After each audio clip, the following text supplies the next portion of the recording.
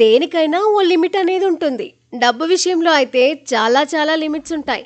అవి మించితే ఉన్నది ఊడిపోవడం ఖాయం. అందుకే అసలు మన ఇంట్లో మాక్సిమం ఎంత డబ్బు ఉంచుకోవచ్చో తెలుసుకోవడం ఇంపార్టెంట్. అసలు ఇంట్లో నగదు ఎంత ఉంచుకోవచ్చు అనే సందేహం చాలా మందికి ఉంటుంది. అధికారులు ఎక్కడ పట్టుకుంటారో అనే భయం చాలా మందిలో ఉంది. ఆ మాటకొస్తే నగదు నిల్వపై చట్టపరమైన పరిమితులు ఉన్నాయా? ఆదాయపు పన్ను శాఖ నియమాలు ఏమి చెబుతున్నాయి? ఇవి తెలుసుకొని డబ్బు దాచుకోవడం మంచిది. ఇంట్లోనో ఆఫీస్లోనో చేతిలోనో ఎంత నగదు ఉండొచ్చు అన్న చర్చ జరుగుతూ ఉంటుంది.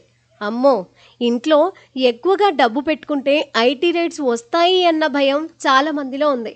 వార్తల్లో తరచుగా రొట్టెలు కాల్చినంత డబ్బు స్వాధీనం ఇలాంటి శీర్షికలు కనిపించడంతో ఈ భయం మరింత పెరుగుతుంది. కానీ నిజంగానే నగదు నిల్వపై పరిమితులు ఉన్నాయా?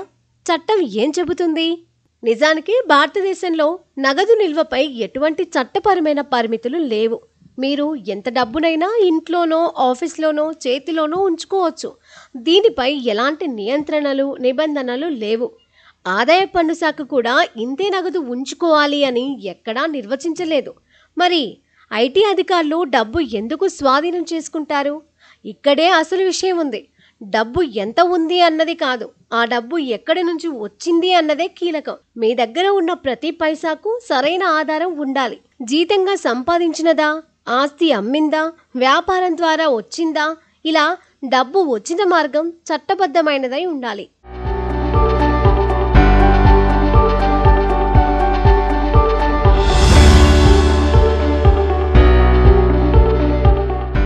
ఆదాయ పన్ను చట్టంలోని సెక్షన్ 68, 69B ప్రకారం ఆదాయానికి మించి కూడబెట్టిన ఆస్తులు, నగదు గురించి వివరించాల్సి ఉంటుంది. ఒక వ్యక్తి వద్ద స్వాధీనం చేసుకున్న నగదుకు అతను సరైన వివరణ ఇవ్వకపోతే అది లెక్కల్లో చూపని ఆదాయంగా పరిగణించబడుతుంది. అప్పుడు ఆ మొత్తంపై 78% వరకు భారీ జరిమానా విధించవచ్చు. కట్టలుగా డబ్బులు ఉన్నా ప్రతి రూపాయికి సరైన పత్రాలు, సంపాదన మార్గం, పన్ను చెల్లింపు రుజువులు చూపిస్తే సరిపోతుంది. ఇవి మీ ఆదాయ ధృవీకరణ పత్రాలు, వ్యాపార లావాదేవీల లెక్కలు, ఆదాయపు పన్ను రిటర్నులలో స్పష్టంగా కనిపించాలి. కాబట్టి భారతదేశంలో డబ్బు కలిగి ఉండటం నేరం కాదు. అది సరైన మార్గంలో సంపాదించినదై ఉండాలి. దానికి సంబంధించిన పత్రాలు పక్కాగా ఉండాలి. లేకపోతేనే చిక్కులు తప్పవు.